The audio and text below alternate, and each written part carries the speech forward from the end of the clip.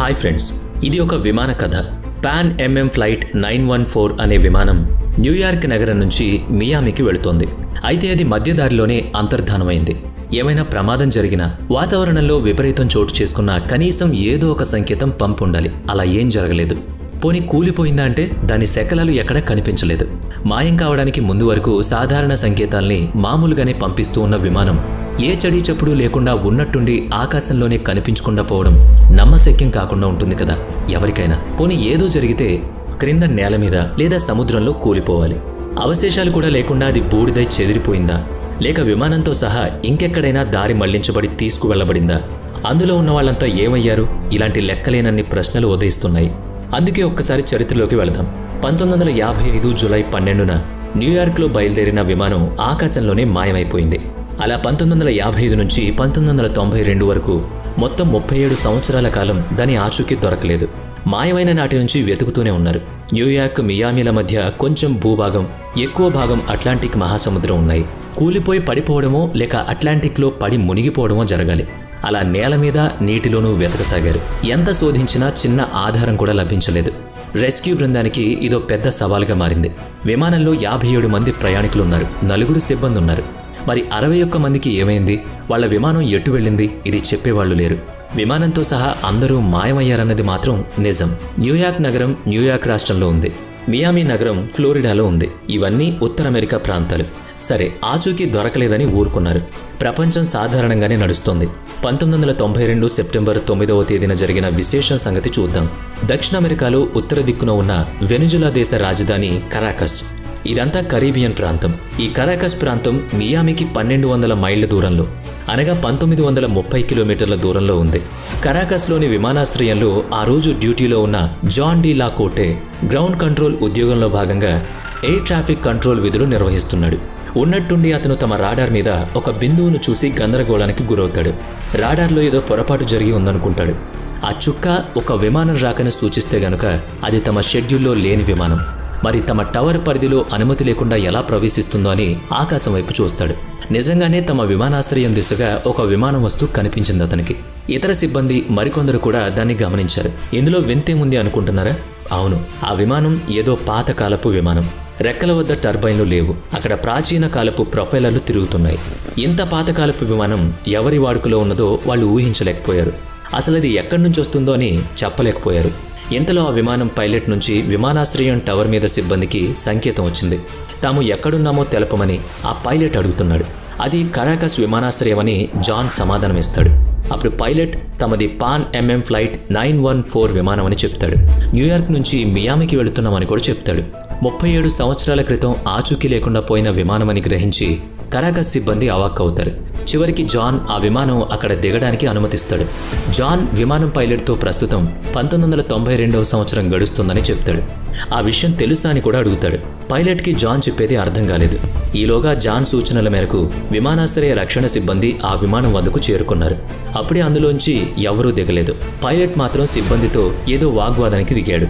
ఆ సమయంలో అతని చేతిలో ఏవో కాగితాల్లోంచి ఒక కాగితం పైలట్ పక్కనే ఉన్న ద్వారంలోంచి బయటకు పడింది. జాన్ ఎంత చెప్పినా ఆ పైలట్ ఏం పట్టించుకోకుండా తిరిగి విమానాన్ని టేక్ ఆఫ్ చేస్తాడు.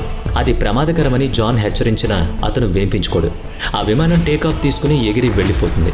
అంటే 1992 సెప్టెంబర్ 9 తర్వాత మళ్లీ మాయమైన ఆ పాన్ ఎంఎం ఫ్లైట్ 914 విమానం ఇంతవరకు ఎవ్వరికీ ఎక్కడా కనిపించలేదు. కథ ఇక్కడితో అయిపోయింది. ఈ కథ ఇలాగే ప్రచారంలో ఉంది. ప్రపంచమంతా సామాజిక మాధ్యమాల్లో ఏవేవో అతిశయోక్తులతో రకరకాల కథనాలు వండివార్చినవి వేల సంఖ్యలో ఉన్నాయి. కల్పన ఎంతో ఆసక్తిని కలిగిస్తుంది. మరి ఈ విమానం కథ సత్యమా కల్పితమా అన్నది ఎలా తెలుస్తుంది చెప్పండి? సరే, అయితే ఏమైనా సానుకూల విషయాలు తెలుస్తాయేమో ఒకసారి పరిశీలిద్దాం. 37 సంవత్సరాల పాటు కనిపించకుండా పోయి అకస్మాత్తుగా కనిపించిందంటే బహుశా అది టైం ట్రావెల్ చేసుండాలంటున్నారు విశ్లేషకులు. అదున్న కాలం నుంచి ముందు కాలానికి వెళ్ళిపోయి ఉండాలి. మరి అది సాధ్యమా? కాల్పనిక కథలాగే ఉంది. సైన్స్ సంగతులు, ఊహలు, ఏవేవో ప్రయత్నాలు కలిపి ప్రయోగాలు చేశారు. నిజమే, కానీ ఎవరూ ఇంతవరకు కాలంలో ముందు వెనకలకు ప్రయాణించలేదు. మరి 37 ఏళ్ల పాటు కాలంలో ప్రయాణించి వచ్చిన విమానం ఏ విశేషాలు చెప్పకుండా, వర్తమానంలో ఉండకుండా తిరిగి వెనక్కి వెళ్ళిందని తార్కికంగా ఆలోచించినా ఏం తెలియలేదు. ఒక విమాన సిబ్బంది ప్రయాణికులతో సహా టైం ట్రావెల్ చేసిందనుకోవడానికి ప్రాథమిక ఆధారం కనిపించలేదు. అసలు టైం ట్రావెల్ గురించి అందుబాటులో ఉన్న సమాచారం ఏది సమగ్రం కాదనేది చాలామంది చెప్తున్నారు. అయితే జనాభాకు సహజంగా ఉండే ఆసక్తి, కాల్పనిక కథల్లోని ఊహలు కలిగించే సంతృప్తి కలిసి మనిషిని ఒక విధమైన సమ్మోహనానికి గురిచేసి వైజ్ఞానికంగా టైం ట్రావెల్ అనేది సాధ్యమే, మనకు ఆ కిటుకులు ఇంకా తెలియలేదు తప్ప కాలంలో ప్రయాణించగలగడం సాధ్యమేనా అనుకుంటున్నారు. ఈ తర్కాన్ని సమర్థించేవాళ్ళు, విమర్శించేవాళ్ళు ఇద్దరికీ ఎవరి వాదనలు వారికి ఉన్నాయి. ఐన్స్టైన్ ఎటూ కొన్ని అనుకూల సిద్ధాంతాలు చెప్పారు. కాలంలో ముందుకు ప్రయాణించి వచ్చిన సదరు విమానం సంగతి కంటే అసలు టైం ట్రావెల్ సాధ్యమా అనేది తెలిస్తే చాలు కదా. ఐన్స్టైన్ ప్రకటించిన ప్రత్యేక సాపేక్ష సిద్ధాంతంలో టైం స్పేస్లు ఒకదానికొకటి ముడిపడి ఉన్నట్లు చెప్పారు. Einstein special theory of relativity కాలంలోకి ప్రయాణం గురించి కొన్ని సంగతులు చెప్పింది. వామ్ హోల్స్ గుండా ప్రయాణించి కాంతి వేగాన్ని మించిన వేగంతో కాలంలోకి ప్రయాణించొచ్చని ఆయన ఊహించారు. ఐన్స్టీన్ చెప్పిన సాపేక్షత ప్రకారం విశ్వంలో అంతా రిలేటివిటీతో నడుస్తుంది. కాబట్టి టైం కూడా అబ్సల్యూట్ కాదు, అది కూడా రిలేటివిటీయే. ఆ వివరాల్ని, మరికొన్ని సంగతుల్ని ఒకసారి నెమరు వేసుకుందాం. ఐన్స్టీన్ చెప్పినట్టుగా కాంతి వేగంతో ప్రయాణించగలిగే వారికి సమయం చాలా నిదానంగా గడుస్తుంది. ఎందుకంటే వాళ్ళు తమ సమయం కంటే వేగంగా ప్రయాణిస్తున్నారు కనుక. అంటే తమ వాస్తవిక సమయాన్ని విడిచిపెట్టి ఎంతో వేగంతో భవిష్యత్తులోకి వెళ్ళిపోగలరు. సరే, ఆధునిక విమానాల వేగం కూడా కాంతి వేగానికి చేరువలో లేదు. అలాంటప్పుడు ప్రొఫెల్లర్లతో ఎగిరే పాతకాలపు విమానానికి కాంతి వేగంతో ప్రయాణించే వీలే ఉండదు కనుక అది కాంతి వేగంతో టైం ట్రావెల్ చేయడం కుదరదని తేలిపోతుంది. ఇక గురుత్వాకర్షణ ద్వారా టైం ట్రావెల్ చేయగలగడం మీద దృష్టి పెడదాం. ఐన్స్టీన్ ప్రకటించిన సాధారణ సాపేక్ష సిద్ధాంతం ప్రకారం గురుత్వం అనగా గ్రావిటీ పైనే కొద్ది సమయం మందగిస్తూ ఉంటుంది. థియరీ ఆఫ్ జనరల్ రిలేటివిటీ చెప్పేది సత్యమైనప్పుడు ఈ విశ్వంలో అత్యంత శక్తివంతమైన గురుత్వాకర్షణ శక్తిని కృష్ణబిలాలు మాత్రమే కలిగి ఉన్నాయి. అవును, బ్లాక్ హోల్ గ్రావిటీ కాంతి వేగం కంటే చాలా ఎక్కువ. దాని గ్రావిటీని ఉపయోగించుకుని మనం కాలంలో ప్రయాణించొచ్చు. అయితే భూమికి వేలాది కాంతి సంవత్సరాల దూరంగా ఉన్న కృష్ణబిలాన్ని చేరుకోవడానికి వీల్లేదు. మరి ఫ్లైట్ 914 బ్లాక్ హోల్ వద్దకు వెళ్లి టైం ట్రావెల్ చేసి రావడం అన్నది సాధ్యమేనంటారా? అసాధ్యం. మరో సంగతి కూడా చూద్దాం. సస్పెండెడ్ యానిమేషన్ ద్వారా కాల ప్రయాణం గురించిన సంగతిది. తలకు దెబ్బ తగిలి స్పృహ కోల్పోయిన వ్యక్తి యొక్క బయట ప్రపంచం అంతా మామూలుగానే గడుస్తూ ఉంటుంది. కానీ స్పృహ వచ్చిన తర్వాత తాను ఏదో కాసేపు మాత్రమే మెలకువగా లేను తప్ప ఈలోగా ప్రపంచమే మారిపోయిందేంటి అని తనకు తాను అనుకుంటాడు. ఈ పరిస్థితిని సస్పెండెడ్ యానిమేషన్, జీవ సంబంధమైన క్రియలు తాత్కాలికంగా మందగించడం అని అంటారు. ఆ స్థితిలో అతను టైం ట్రావెల్ చేయొచ్చనేది పరిశోధనల సిద్ధాంతం. అంటే నిద్రాణంలో ఉన్న మనిషిని బాగా చల్లని వాతావరణంలో ఉంచి మనిషిలోని జీవరసాయన చర్యలను మందగింపజేస్తే మనిషి శ్వాస తీసుకుంటాడు మినహా మిగతా మెటబాలిజం వేగం బాగా తగ్గిపోతుంది. శరీరంలోని బ్యాక్టీరియా అతి నెమ్మదిగా పనిచేస్తుంది. ఫలితంగా అతని వయసు పెరుగుదల కూడా మందగిస్తుంది. శీతాకాలంలో కప్పలు మడుగుల సమీపంలో గుంతలు తీసుకుని నిద్రావస్థితిలోకి వెళ్ళిపోతాయి, హైబర్నేషన్లోకి వెళతాయి. వాతావరణంలో వెచ్చదనం వచ్చేదాకా వాటి జీవరసాయన చర్యలు మందకొడిగా సాగుతాయి. అలాగే మనిషిని కూడా కృత్రిమంగా అటువంటి స్థితిలోకి పంపించాలన్నమాట. అయితే ప్రస్తుతం అది 2 గంటలు మాత్రమే సాధ్యపడుతుందని శాస్త్రవేత్తలు చెప్తున్నారు. అవతార్ సినిమాలో చూపించినట్టు కొన్నేళ్ల పాటు మనిషి హైబర్నేషన్లో ఉంచడం సాధ్యం కాదు. కాబట్టి ఫ్లైట్ 914 ఈ పద్ధతిలో టైం ట్రావెల్ చేసి ఉండదు. ఐన్స్టీన్ చెప్పిన వామ్ హోల్ ప్రయాణం ఒకటి ఉంది. ఇది రోదసిలో ఒక దగ్గరి మార్గం. షార్ట్ కట్ అంటే ఏమిటో తెలిస్తేనే వామ్ హోల్ గురించి అర్థమవుతుంది. భూమి నుంచి అంగారకుని మీదకు వెళ్ళడానికి 8 నెలల సమయం పడుతుంది. అదే వామ్ హోల్ గుండా వెళితే కొద్ది సెకండ్ల కాలంలోనే ఆ ప్రయాణం పూర్తవుతుంది. మీరు ఈ ప్రయోగం చిన్నప్పుడు చేసే ఉంటారు. చూడండి, కాగితం మీద పైన కింద 2 చుక్కలు గీసాం. పై చుక్క నుంచి కింది చుక్కకు ప్రయాణం చేయాలంటే చాలా దూరం ప్రయాణించాల్సి ఉంటుంది.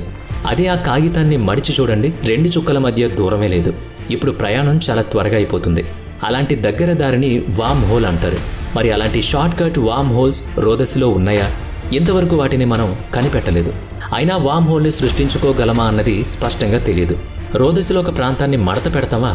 అసలు ఇది ఏ విధంగా సాధ్యపడుతుందన్నది ఎవ్వరికీ అర్థం కాదు. ఇది సాధ్యపడదని మన ఖగోళ భౌతిక శాస్త్రజ్ఞులు కూడా అంటున్నారు. బ్లాక్ హోల్ మాదిరిగా అవి కూడా ఎప్పటికైనా మనిషి మీదకు చిక్కకపోతాయని ప్రయత్నిస్తూనే ఉన్నారు. బ్లాక్ హోల్నే వామ్ హోల్గా వాడుకోవచ్చా అంటే అసలు బ్లాక్ హోల్ మన అస్తిత్వాన్ని మింగేస్తుంది కదా. దాన్ని ఎలా కాపాడుకోవడం అన్నది అనిశ్చితే. ఫ్లైట్ 914కి ఇది కూడా అసాధ్యమైన ప్రయాణమే. పాన్ ఎంఎం ఫ్లైట్ 914 విమానానికి ఈ శాస్త్రీయ ప్రయాణపు సిద్ధాంతాలేవి వర్తించడం లేదని మనకు అర్థమవుతోంది. ఆ లెక్కన టైం ట్రావెల్ చేయడం అన్నది అసత్యం. మరైతే 1955 నుంచి 1992 వరకు మొత్తం 37 సంవత్సరాల కాలం అది ఎక్కడ ఉంది తెలియాలంటే వాళ్లే వచ్చి చెప్పాలి. అసలు ఆ విమాన ప్రయాణం అన్నదే కట్టుకథ అన్న అనుమానం కలగక మానదు. ఆ రోజు కరాకస్ విమానాశ్రయంలో పైలట్ చేతి నుంచి జారిపడ్డ కాగితం ఉంది కదా, అది ఒక క్యాలెండర్. దాని మీద ఒక బస్ లోగో ఉంది. విమానం పైలట్ వద్ద బస్సుకు చెందిన క్యాలెండర్ ఎందుకుందనేది సందేహం. అసలైతే పైలట్ వద్ద విమానం గురించిన మ్యాప్, ఫ్లయింగ్ ఇన్స్ట్రక్షన్స్ ఇలాంటివి ఉండాలి. కేవలం కాగితాన్ని దాంట్లో పెట్టుకోవాల్సిన అవసరమే లేదు. పోనీ ఆ పైలట్ ఎందుకో తన వద్ద ఉంచుకున్నాడనుకోవచ్చు. అంతా అనుకోవడంలోనే ఉంది మరి. ఇక చాలు, మన కథ ఇక్కడితో అయిపోయింది.